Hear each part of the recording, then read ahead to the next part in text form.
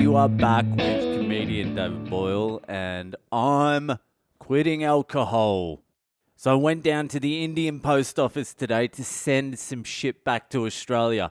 Couple of t-shirts and some ivermectin. No, it was just a couple of t-shirts. Also, I just wanted to say I will not be sending anyone ivermectin. I've thought about it. Trust me. It has crossed my mind. I've had a ton of messages from people asking me to send them some ivermectin. I could be the fucking Pablo Escobar of ivermectin, but I'm not going to do it because I don't know what the consequences are if you get busted. And I went down to the post office today and I'm not going there again unless I fucking really have to. It would have been such a simple process and I would have fucking cleaned up. All that would have happened was you messaged me to get some ivermectin. I say to you, join the Patreon, put your name and address in it when you sign up. I would have made a new tier. It would have been the ivermectin tier. So you sign up to my Patreon under the ivermectin tier, put your name and address in there, and I just send you some fucking ivermectin. Maybe wrapped in a t-shirt with Le Boyle written on it. I don't know. I could have had a little bit of fun with that, and I could have made some money, but I definitely would have got busted at some point. My Patreon would have been bringing in like $2.8 million a month. I would have eventually had to have people working under me. I would have had to have been paying them off. I would have had to pay the people off at the post office because I don't want to fucking stand in line for fucking 2.5 hours to send a letter. Then the people at Patreon start looking into me because I'm earning like 20 times more than any other people on there. Then they look up the potty on iTunes, realize I've only got like 8 reviews, and then they alert the authorities. They shut down my Patreon, which alerts me to the fact they're on to me. So I go on the run. I end up spending like 2 or 3 years on the run. The heat finally catches up to me in Bangladesh. I end up in a fucking rooftop shootout. I'm gunned down by 6 police officers. I'm found dead on the rooftop with 20 rupees, 14 ivermectin, and a single bag of green tea. What a horrific way to go out, and all to save people's lives as well. That's what I would have been doing, just saving people's lives. Who would ever want to become a drug dealer? It sounds like the worst life. If you're lucky, if you're really fucking lucky, you get like 5 good years in a drug dealing career. And that's sort of not long after you start out. But once people start getting wind of who you are, you need to keep everything low profile anyway. You got to get a job at McDonald's so no one suspects you. So you're working at McDonald's and you're a fucking drug lord. And you can never show off your money either. You've got to keep everything low profile. You have to live in like a studio apartment. You've got to catch the bus everywhere. You got to work at McDonald's. That's the only way to get away with drug dealing. You can't have any friends, family, or associate. Fuck that.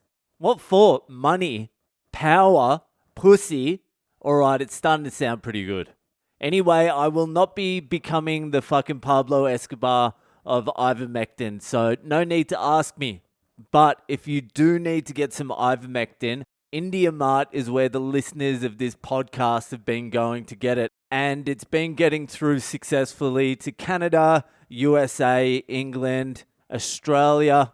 But just go to Mart. I think they charge a little bit more, but it also costs a lot of fucking money to send shit from here. So, where was I? I was at the fucking post office today. I was sending a couple of presents back for fucking my dad.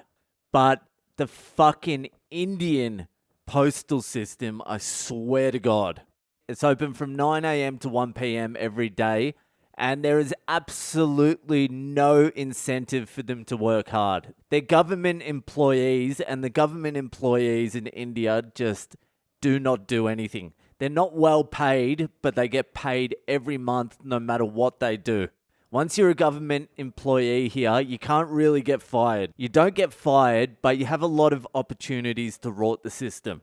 That's why people want to join the government institutions, is to rip people off. And that's what they do at this fucking post office. So there's like one guy working the counter there. There's maybe 25 people waiting in line. No social distancing. Everyone is just crammed in there because no one wants their place stolen because it's moving so fucking slow that even if one person pushes in front of you, that's like half an hour. And there's no computers there. It's not the computer system.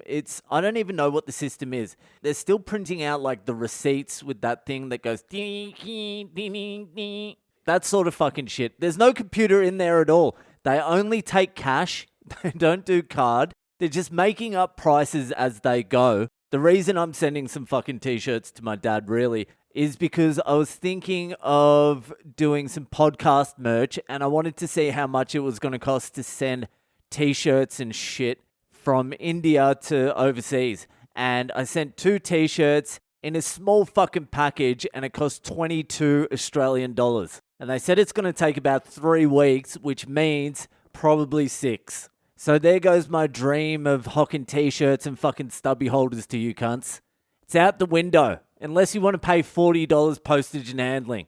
It wasn't just the expense either, it was how long it took. It took an hour standing in line. Just standing there, nothing moving, old Indian people coughing COVID-19 on ya. There's no guarantee your package is even going to get to the destination. It's just fucking chaos. I had dreams too. I was going to start my own like sober cunt tea. My own fucking special Boyle blend of tea. My little face was going to be on the fucking cardboard thing of the tea bag. And you could just dunk me up and down and then enjoy your delicious tea instead of going out and getting fucked up. I've been scouting out some good fucking teas too. I've become a little bit of a fucking tea expert. And it is extremely sad that I have. But that would have been cool having my own fucking tea brand. Boyle's Bags or something. Boyle Tea Bag and I don't know.